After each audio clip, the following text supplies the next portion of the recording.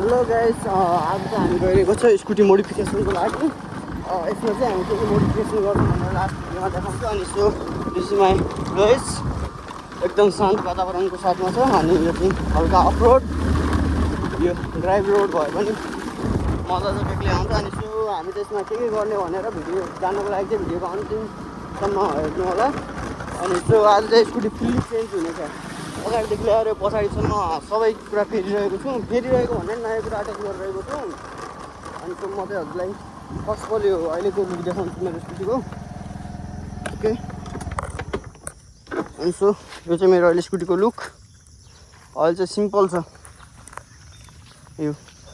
अब एकछिनमा चाहिँ के अब यसमा मोडिफिकेसन हुन्छ भनेर देखाउँछु। अनि मोडिफिकेसन गरेर नि आउने कि, किनभने अब एउटा लङ राइड हान्ने भनेछौँ।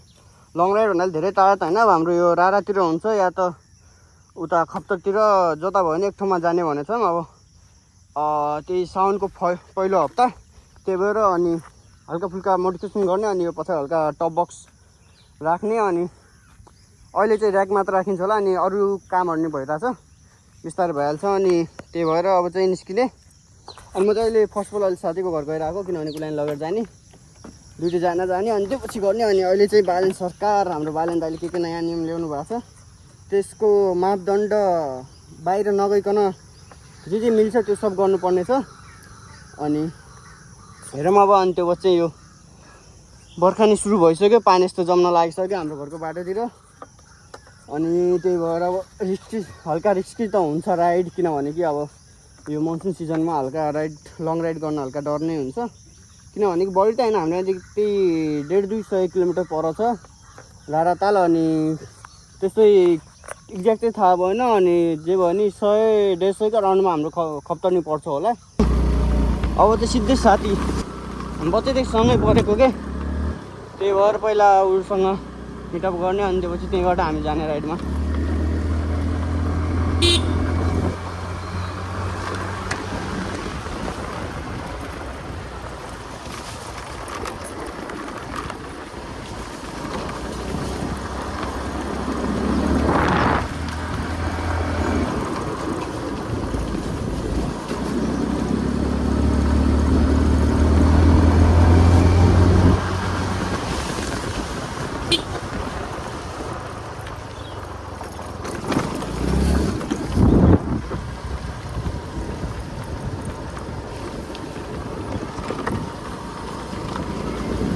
सो अब चाहिँ हाम्रो गाउँघरतिर बर्खा लागिसक्यो, गाउँघरतिर के सबै ठाउँमा बर्खा लागिसक्यो भनौँ।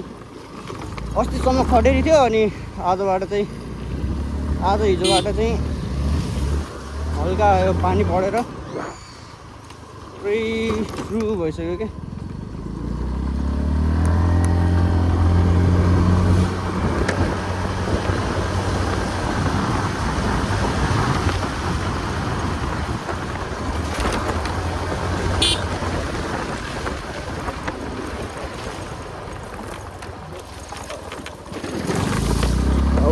भन्ने हो भन्दाखेरि फाइन चाहिँ हाम्रो 50,000 महिनाकै स्यालेरी एक दिनमा जाला जस्तो छ। अब बाटोको हालत हेर्दा यस्तो छ, सांसदमा कुरा त उठेछ, खाल्डाखुल्डी पनि हुनु भएन बाटोमा भनेर। अब त्यो अनुसारले चल्ने हो भने त राम्रै हुन्थ्यो। अब फाइन मात्र उठायो भने त यस्तो बाटो भएर के मजा आयो त। अनि त्यत्रो फाइन तिरेर हल्का भनौँ न, फाइन तिरे अनुसारको बाटो घाटो नि हुनु पऱ्यो नि, हरेक ठाउँमा बाटो पुग्न पऱ्यो, ट्रान्सपोर्टको सुविधा हुनु पऱ्यो होइन। यस्तो यो यतिको भयो भने ठिक छ के, यो चाहिँ राम्रो छ। फेरि यसलाई नराम्रो भन्दा राम्रो भन्नुपर्छ। यतिको भइदियो भने ह्याप्पी के, नत्र भने त्यो पुरा खल्डाखुल्डीवाला बाटो भयो भने के मजा आयो त है, त्यत्रो फाइन तिरेर। हो कि होइन? ल एग्री हुनुहुन्छ कि हुनुहुन्न, कमेन्ट गरिदिनु पऱ्यो यसमा चाहिँ। ओके, अनि सो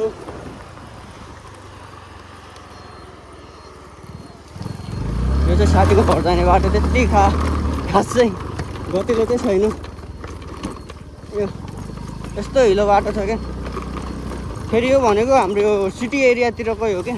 फेरि त्यस्तो रुड त्यो गाउँतिरको भएको भयो भने बेग्लै हुन्थ्यो। फेरि त्यस्तो गाउँ छ अनि कहाँदेखि विकास हुन्छ भने हाम्रो सिटी एरियाभित्र पर्छ यो। हल्का सिटीदेखि हल्का भित्र छिर्ने बित्तिकै यस्तो कन्डिसन छ क्या बाटोहरू त।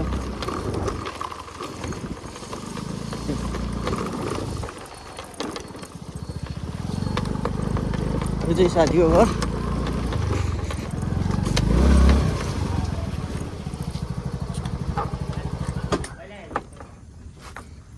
जब स्कुटी मोडिफाई गर्नु छ हल्का मोडिफिकेसन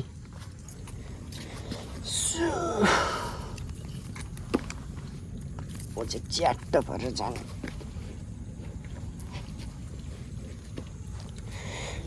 म चाहिँ यो हातमा ग्लोभ्स नलगाउनुको कारण के भन्दाखेरि यस्तो यो बाटोहरूमा केही मोबाइल त्यो झिक्नु पऱ्यो चलाउनु पऱ्यो अथवा क्यास निकाल्नु पऱ्यो भने दुईवटा हातमा ग्लोभ्स हो भने चाहिँ अप्ठ्यारो हुन्छ कि त्यही भएर एउटा हातमा चाहिँ ग्लोभ्स लगाएको छु अर्कोमा चाहिँ छैन अनि यो चाहिँ मेरो चुतिया साथी रिकर्ड गर्न चाहिँ ठिक छस् एकदम राम्रो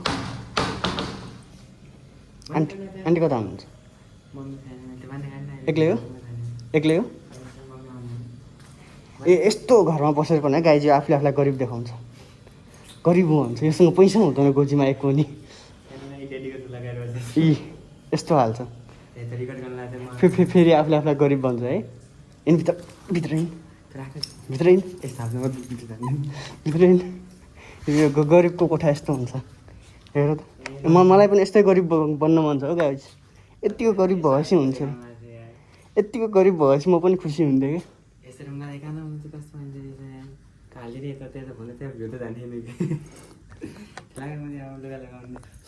अब चाहिँ हामी यता रेडी हुन लाग्यो छिटो रेडी हुन पठाउँछु अनि हामी रेडी हुने बित्तिकै यतादेखि हल्का टाइम त लाग्दैन लगभग 1-2 मिनट अथवा 5-6 मिनटभित्र हामी रेडी भएर हिँडिहाल्ने सो बब्बाल घर चाहिँ तर पनि आफूले आफूलाई गरिब भन्ने मान्छे कि यस्तो यस्तो यस्तो यस्तो यस्तो छ यो मान्छेको हालत गरिब भन्छ आफूले आफूलाई गरिब यो रुम यसको 4 रुम रे यो यस्तो यो 4 रुम अब हामी जान लाग्यो यो घुमायो एउटा स्कुटी घुमाउने यति टाइम लगाएर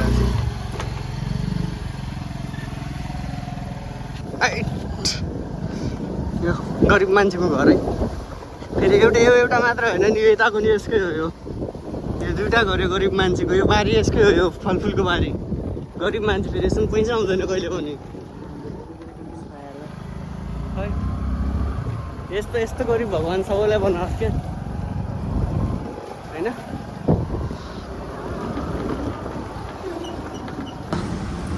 सो फाइनल्ली पहिलो यता मोडिफिकेसन चाहिँ भेटेछु मौत भयो यता मोडिफिकेसन भनेर त लेखेको छु बाइक स्कुटीको अब यता छ कि छैन भन्ने है हामीलाई चाहिने सामानहरू के यो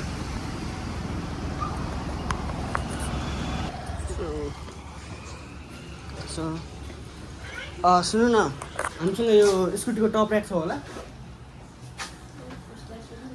पल्लो साइड हो सो यता चाहिँ यता दाजु हामीसँग त्यो स्कुटीको टप ऱ्याक छ टप ऱ्याक त्यो पछाडि टप बक्स राख्छ नि छैन है हजुर भ्लगिङको लागि त्यस्तो बनाउन मिल्ने होल्डिङ गरेर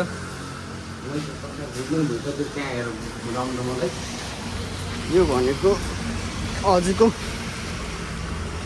त्यो ठ्याक्कै पछाडिपट्टि हुन्छ नि त यहाँ ब्याग त्यो राख्ने हुन्छ नि यस्तो फलामको त्यो बनाउन मिल्यो होल्डिङ बक्समा यस्तो स्याम्पल लिएर लामो गर्ने टुरको लागि मिल्यो हजुरकोमा छ कि नै छैन अगाडि त्यहाँ होल्डिङ बक्स हजुरको हजुर ए यता छैन रे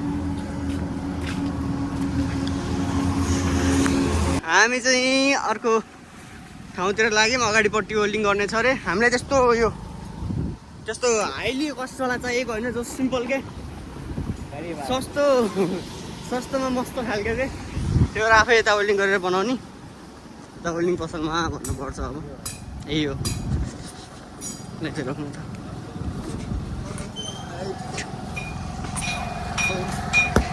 दाइ हाम्रो त टप ऱ्याक बनाउन मिल्छ टप ऱ्याक पछाडिपट्टि हजुरको दुईवटा रड यस्तो ल्याएर पक्कासँग होल्डिङ गरेर के यहाँ चाहिँ नट लाग्ने खालको त्यहाँ होल्डिङ ल्याएर यस्तो सर्कलमा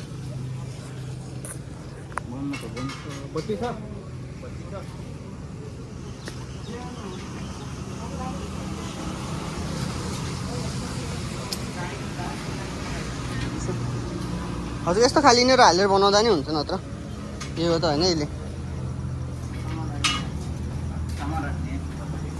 पछाडि त्यो ब्याग त्यो क्यारी गर्ने हुन्छ नि हजुर त्यो उतातिर हल्का महँगो पर्छ क्या त्यो र यस्तो लोकल सब्बा आयो भने हल्का सस्तोमा राम्रो बनिहाल्छ नि त बलियो खालको त्यही भएर त्यस्तो खासै टाइम त लाग्दैन हजुरको हल्का टाइम हो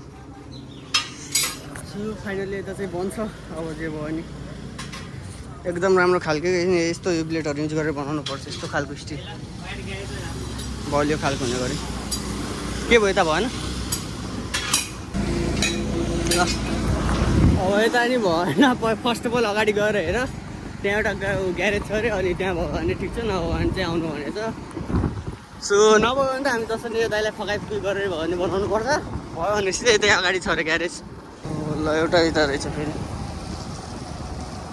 यता एल्युमिनियम मात्र छ त यो ग्रिलको काम नै हुन्छ यता सो यता नि हेरौँ अब दाइहरूले बनाउनु हुन्छ कि हुँदैन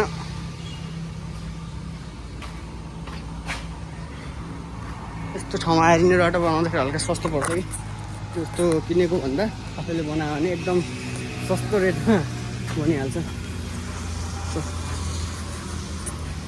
यता हजुर हो दाइ हजुर हजुर के भन्नु ए गाराको हजुर ए मिस्त्री छैन नि यतातिर यता हो के भने मिस्त्री छैन अरे आज त्यस्तै छ गाइस जे गर्नु खोज्यो त्यो हुँदैन त्यो पनि अगाडिको त्यो दाइलाई गएर हल्का कन्भिन्स गरौँ न होइन हो कि होइन यस्तो यस्तो छ यसको चाला फेरि है यस्तो छ यो मान्छेको चाला यस्तो छ एकछिन रोक्नु पाउनु हुनु फेरि चटिङमा लागिहाल्ने क्या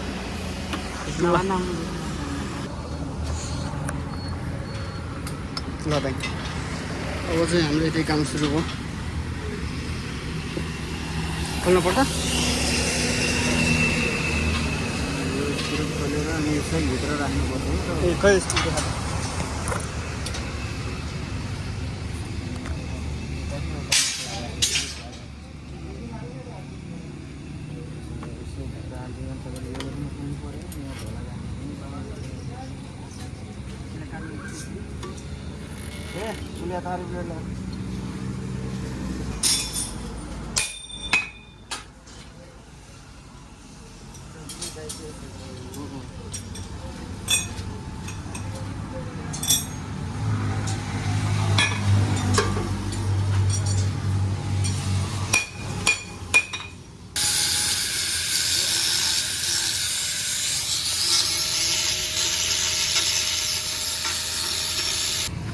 फाइनल्ली स्मल मोडिफिकेसन भयो होइन अनि यो चाहिँ मैले पछाडि यो ब्याग राख्नको लागि टबक्स राख्नको लागि बनाएको अनि अहिले चाहिँ मैले भर्खरै ट्राफिक सरलाई सोधेको यसले चाहिँ खासै फरक पर्दैन भन्नुभएको थियो मैले भने मोडिफिकेसनभित्र त पर्दैन पर्नु त पर्छ तर यसले त्यति फरक पर्दैन सकेसम्म नहाल्नु अब हालिहाल्यो केही फरक पर्दैन यसले भनेको अनि मैले ठ्याक्कै होइन सर म भ्लगिङ गर्छु अनि पछाडि ब्याग चाहिँ राख्नुपर्छ भनेर सोधेको अनि हुन्छ त्यस्तो केही फरक पर्दैन गर्दा हुन्छ भन्नुभयो क्या अनि सो यो चाहिँ अब रेडी भइसक्यो अहिले चाहिँ हामी यो धनगढी मेन रोडमा छौँ अब एकचोटि अझै बरु ट्राफिक सरहरूलाई सोधौँ न एक दुईवटालाई के रियाक्सन आउँछ होइन अनि त्यो पछि आफू पनि ढुक्क भएर चलाइन्छ